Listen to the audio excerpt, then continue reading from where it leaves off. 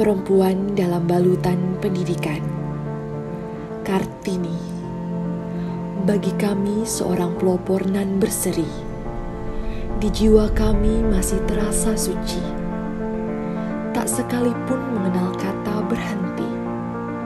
Sebelum cahaya menghiasi hari. Kami perempuan, namun tak sehebat dan sekuat perjuanganmu.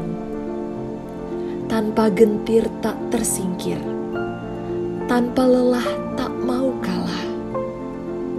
Hari berganti hari, perjuangan tak pernah berhenti. Seperti karyamu, habis gelap terbitlah terang. Maka kami akan selalu berjuang, tak putus asa memberi jasa. Tak habis jiwa, tak habis raga. Kartini masa kini, bagi kami sebuah harapan dalam balutan pendidikan yang senantiasa kami impikan. Kartini masa kini, kami berada di sini karena pilihan, berjuang menjadi seorang teladan, pemberantas kebodohan, pulihkan pemahaman, berjuang dalam pengabdian untuk generasi kami di masa depan. Kami perempuan dalam balutan pendidikan, berselimut keberanian, berjuang demi kesetaraan. Selamat Hari Kartini. Halo Sobat Malapati, kembali lagi di Bisma Pati, bincang bersama PTI edisi Hari Kartini. Perkenalkan, saya Ayu Tresna yang akan menemani kalian pada bincang-bincang kali ini. Nah, saya sudah ditemani oleh bintang tamu kita yang sangat cantik dan anggun yang akan memberikan kita banyak sekali motivasi dan inspirasi. Halo Ibu, apa kabar nih Bu? Kabar baik. Kalau boleh tahu apa kesibukannya akhir-akhir ini Bu? Ya, akhir ini banyak kegiatan ya di kampus ya. Dari tadi juga habis dari Denpasar, kegiatan penyempurnaan usulan D3 menuju sarjana terapan dan masih banyak kegiatannya. Wow, sangat sibuk sekali ya Bu. Nah, sebelum lanjut Bu, mungkin bisa diperkenalkan diri terlebih dahulu. Oke, terima kasih. Saya Dr. Ketut Agustini SSI MSI. Saya sekarang kebetulan dipercaya menjadi Wakil Dekan 1 Fakultas Teknik dan Kejuruan periode 2019 sampai dengan 2024. Mungkin itu sih. Nah, Sobat Mahapati, kali ini kita akan berbincang-bincang mengenai tema yang sangat identik nih di bulan April. Apa ya kira-kira? Benar sekali. Jadi tema talkshow kita kali ini yaitu perempuan dalam balutan pendidikan yang sangat berkaitan dengan Hari Kartini. Saya dengar-dengar nih Bu, Ibu merupakan salah satu pionir pendiri PTI. Saya sebagai mahasiswa baru ingin tahu nih Bu ceritanya, mungkin bisa diceritakan? Oke, Ibu ceritakan ya sejarah dari awal berdirinya PTI. Kalau dulu PTI namanya PTIK sebelumnya. Nah, itu diawali dengan diterapkannya di sekolah-sekolah kurikulum tingkat satuan pendidikan, di mana di dalam KTISP itu ada mata pelajaran TIK. Nah, banyak ini universitas-universitas lain di bawah LPTK belum ada yang menghasilkan lulusan TIK. Nah, itu menjadi tantangan bagi Uniksa sendiri. Di bawah kebetulan Wakil Rektor 1 dulu adalah Profesor Dr. Igusti Ngurah Soeharta yang sekarang menjadi Direktur Prasajaranya. Beliau menjadi Wakil Rektor 1 men-trigger kami dengan tuntutan apa yang diminta oleh masyarakat bahwa perlu adanya prodi atau jurusan menghasilkan guru TIK. Nah, itulah dari sana kita menyusun proposal yang kebetulan juga pada saat itu Wakil Dekan 1 FTK adalah Bapak Gede Sudirte ya, yang sekarang menjadi dekan. Beliau juga men-trigger kami untuk segera menyusun proposal tersebut. Nah, dari diminta 3 proposal, tetapi dari 3 proposal tersebut 1 proposal yang disetujui izinnya, karena memang benar-benar dibutuhkan oleh masyarakat untuk menghasilkan guru TIK itu. Ya, jadi dengan itulah sehingga surat izin itu disetujui, maka mulailah kita memiliki jurusan, dulu namanya belum prodi ya, jurusan Pendidikan Teknologi Komputer PTIK, Pendidikan Teknologi Informatika dan Komputer. Nah, itu ceritanya awalnya ya. Jadi banyak kita disupport oleh beberapa dosen, dan SDM sebelumnya itu juga banyak dari MIPA. Dari MIPA ada beberapa minta tolong dosen-dosen tersebut masuk ke dalam proposal tersebut, dan juga sudah tentu beberapa dosen dari FTK sendiri. Nah, itu ya ceritanya. Nah, selanjutnya nih Bu, bagaimana cara Ibu untuk menyeimbangkan peran Ibu sebagai ibu di rumah, dosen di kampus, dan juga pemimpin di fakultas? Oke, pertanyaannya kritis juga ya.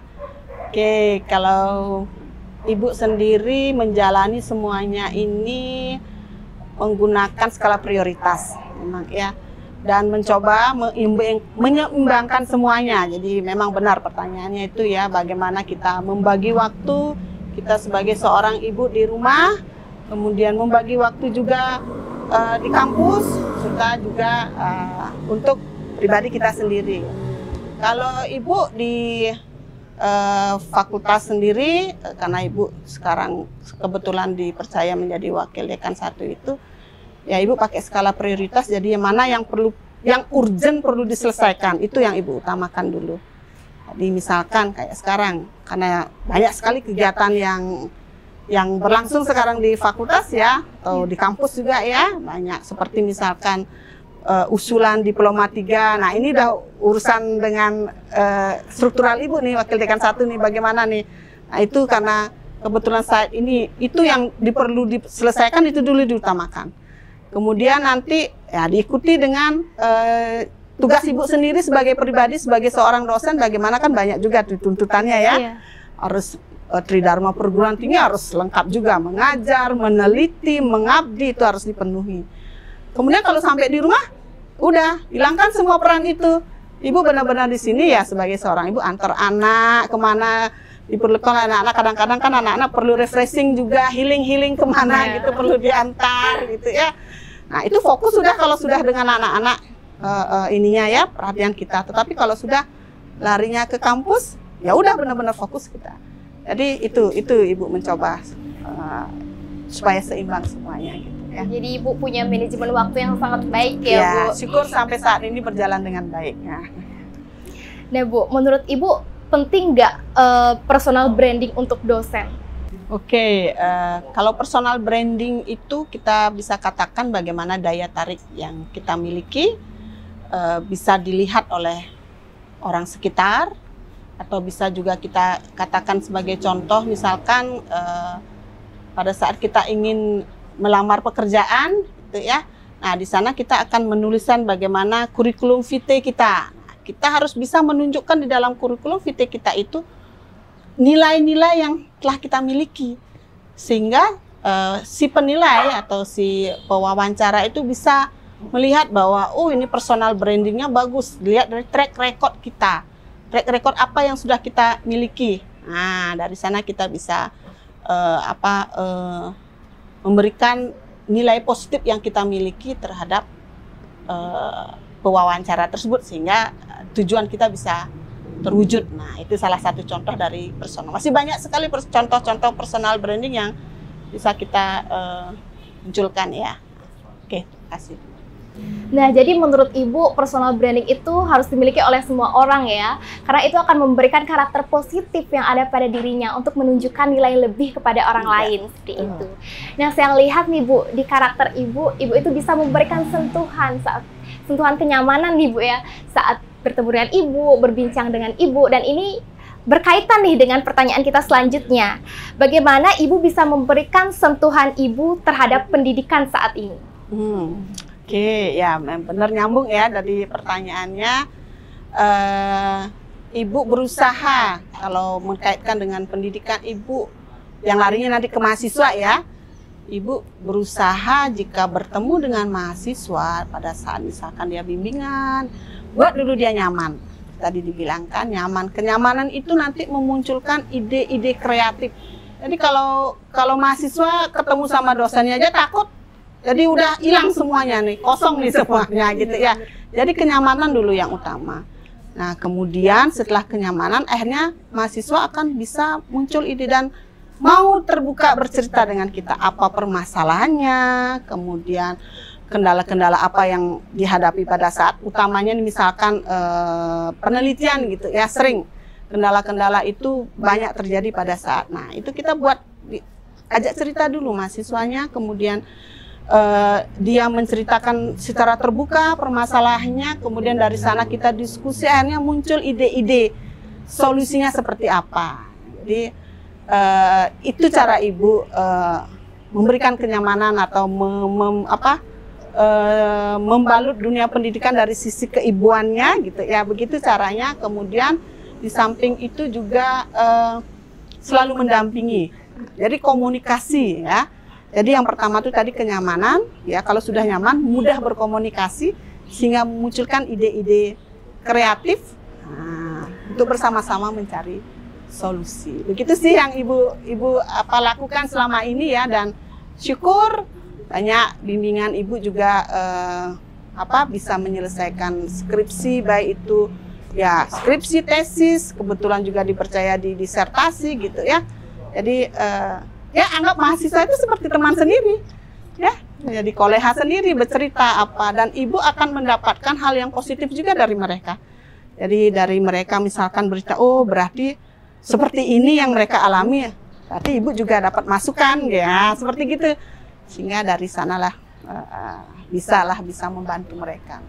Oh, jadi selain memberikan sentuhan keibuan, Ibu juga termasuk dosen yang friendly ya Bu? Ya, kita harus berusaha ya buat nyaman mereka ya. Jadi penting ya Bu, peran seorang ibu dalam dunia pendidikan itu. Dan saya juga merasa kalau ada di dekat ibu itu merasa lebih nyaman gitu, lebih bersemangat, karena ibu itu adalah motivasi untuk diri saya sendiri. Jadi di perguruan tinggi itu juga saya mungkin memerlukan juga sosok seorang ibu seperti itu yang untuk memberikan kenyamanan juga semangat untuk belajar. Nah, Sobat Mahapati, sebelum kita lanjut ke sesi pertanyaan berikutnya, mari kita saksikan terlebih dahulu tayangan berikut ini.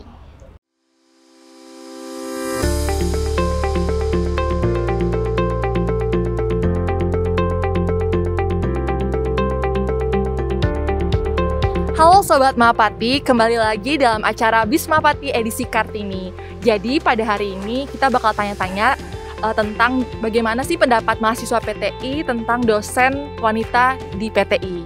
Sekarang udah ada nih kakak dari PTI, jadi kita langsung aja tanya ya. Halo Kak. Jadi aku bakal tanya nih terkait bagaimana sih pendapat kakak tentang dosen wanita yang ada di PTI. Kalau menurut saya dosen wanita di PTI itu cantik-cantik, hebat dan keibuan, keren, cantik, dan kicik, anggun dan stylish, gemoy-gemoy dan baik, anggun dan baik, tegas dan disiplin. Nah, tadi kita udah tahu nih pendapat dari mahasiswa PTI. Sekarang kita mau tahu juga pendapat dari dosen tentang wanita yang ada di PTI. Bagaimana pendapat Bapak tentang wanita yang ada di PTI? Kuat. Dosen wanita di PTI itu seru-seru, bisa diajak diskusi, bisa diajak curhat, sampai di ruang prodi itu jadi lebih menyenangkan. Selamat Hari Kartini untuk para puan di PTI. Selamat Hari Kartini untuk seluruh perempuan di PTI. Selamat Hari Kartini untuk seluruh dosen wanita yang ada di PTI. Selamat Hari Kartini untuk seluruh dosen wanita yang ada di PTI.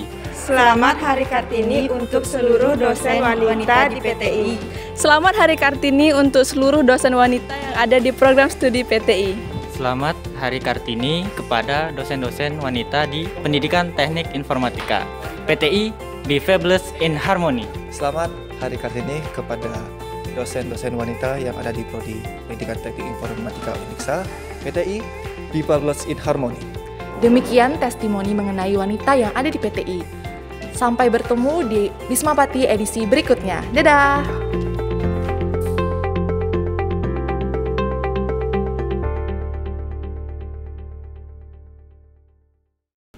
Halo Sobat Mahapati, kembali lagi di Bisma Pati, bincang bersama PTI edisi Hari Kartini.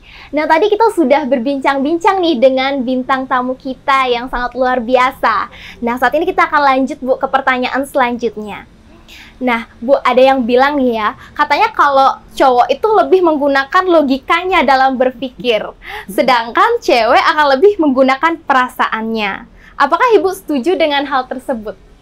Oke, itu pertanyaan lagi ini ya, tren ya sekarang ya. Benar, Bu. Memang banyak didengar kalau yang cowok tuh lebih mengutamakan logika, kemudian yang perempuan lebih mengutamakan perasaan. Kalau menurut Ibu, setuju dan tidak ya. Ya, tapi terkadang kenapa kita tidak memixkan? Jadi setiap orang kenapa tidak memixkan dua karakter itu? Ya. Misalkan, kadang-kadang Ibu pribadi nih sebagai perempuan ya, kadang-kadang memang tidak hanya perasaan aja, perlu logika juga kita menggunakan itu dalam memutuskan sesuatu. Tetapi di sisi lain memang perasaan juga main gitu ya. Jadi dua-duanya kalau menurut Ibu, tidak mengiyakan, tidak juga tidak setuju gitu ya. Jadi pilih tengah-tengah aja ini. Ya, kalau karena sudah merasakan sendiri, jadi ada hitung-hitungannya. Kalau logika itu ada hitung-hitungannya lah kalau kita ya, tidak hanya perasaan aja yang bisa kita andalkan dalam memutuskan sesuatu.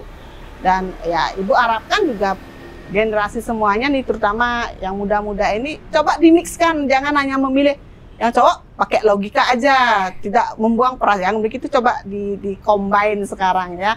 Sama halnya kalau sekarang kan ada augmented reality, virtual reality, kan udah ada mixnya. Itu lebih bagus kan. Itu menurut Ibu ya. Kenapa tidak dua-duanya kita gunakan? Dan tergantung juga konteksnya, permasalahannya gitu ya. Nah, itu lebih baik. Jadi selain logika, kita juga harus menggunakan perasaan ya. Jadi keduanya itu harus digunakan gitu. Ya. Jadi menurut Ibu, apakah wanita itu layak menjadi seorang pemimpin? Oh, wanita menjadi seorang pemimpin kan sudah banyak ya. Iya, pahlawan-pahlawan kita itu kan Cut Nyadin, pahlawan nasional kita ya. Apalagi ya Kartini ya.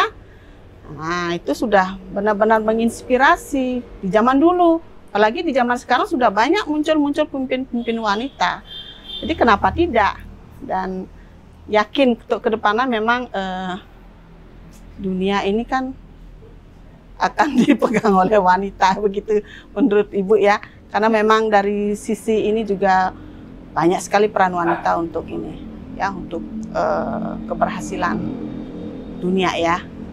Jadi udah ada emansipasi wanita gitu ya Bu sudah ya? Ini cuman kadang-kadang harus ada kontrol juga ya dari sisi ini, perlu kontrol. Jadi supaya kalau perempuan juga kalau terlalu terlalu dilepas begitu juga kurang ini ya. Jadi ada pengontrol di antara kita nih, para perempuan. Mbaknya juga perempuan kan harus ada yang, kalau kita terlalu yakin dengan ego kita sebagai orang perempuan gitu ya, kurang bagus juga. Jadi ada pengontrol nanti yang ini. Tetapi kalau dari sisi emansipasi, Ibu lihat sudah banyak ada contohnya, dan itu memang banyak yang berhasil juga perempuan itu gitu ya. Nah Bu, mengingat dulu Ibu pernah menjadi pimpinan Prodi dan sekarang Ibu juga menjabat sebagai WD1 di fakultas. Menurut Ibu, apakah Ibu sudah memberikan yang terbaik sebagai seorang pemimpin?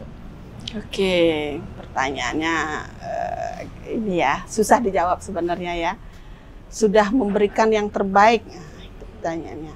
Oke, kalau apa yang Ibu lakukan selama ini, Ibu sendiri merasa selalu melakukan pekerjaan itu secara optimal ya, dan berusaha memberi yang terbaik. Nah, sisanya itu kan nanti apakah orang lain menilai dari hasil kerja Ibu, silakan. Jadi Ibu tidak bisa langsung menyatakan bahwa saya sudah begini, sudah begitu gitu ya. Tapi Ibu sudah berusaha memberi yang terbaik.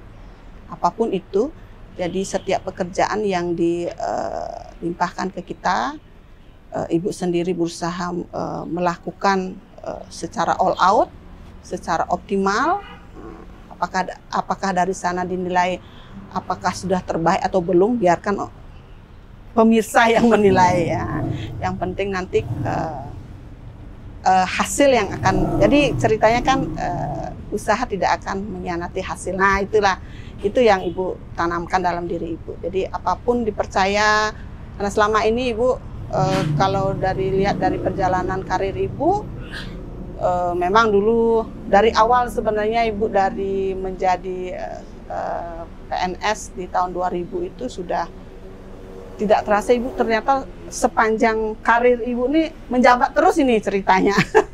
Jadi dari PNS dulu Ibu sudah menjadi kalab, kemudian menjadi sekjur di Diploma 3 dulu, kemudian datang studi dipercaya menjadi ketua jurusan di PTI, kemudian studi lagi, lanjut untuk S3, datang dari studi kembali dipercaya menjadi sekretaris prodi di S2 TP, kemudian menjadi